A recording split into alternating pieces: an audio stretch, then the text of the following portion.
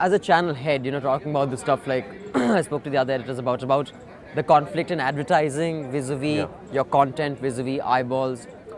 Have you ever faced a situation like the others were kind enough to say, yeah, we faced a situation that there was a conflict of interest in the promoter and the story, so fine, we will compromise. Have you been confronted with that situation, and how often does that happen?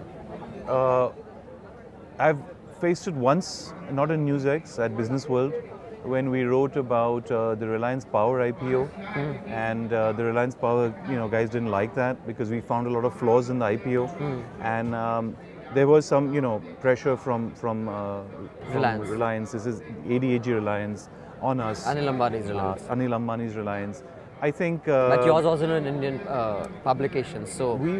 We were, business publication owned by ABP, and there was some pressure on us and the group because of the story we did. Okay. But that's part and parcel of life. I think it's a bit too easy to dismiss things and to expect purity in everything.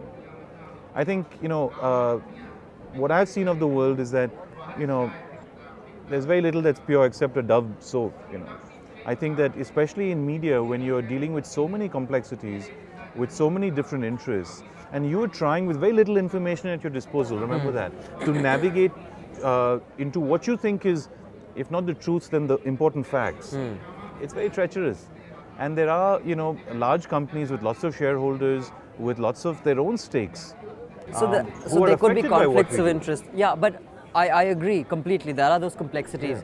But don't you think it's fair, at least for the viewer, that there is transparency in that complexity? There may be complexity, but as long as it's stated that, they've started doing it now, if there's a mutual fund or if there's a financial expert, you say that this you house say full disclosure, I have holdings in this. Similarly, like for example, NewsX, word has it, it's Mukesh Ambani's money, it's Neera Radia's money, that's why he didn't do that.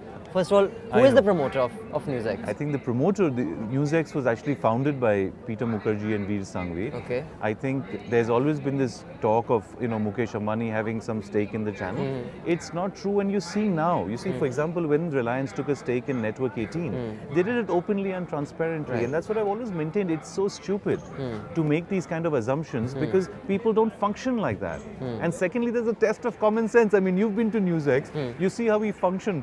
We don't function like a channel owned by any billionaire or any corporate entity that has billions of dollars to, fund us. We can't distribute our channel as much as we'd like to.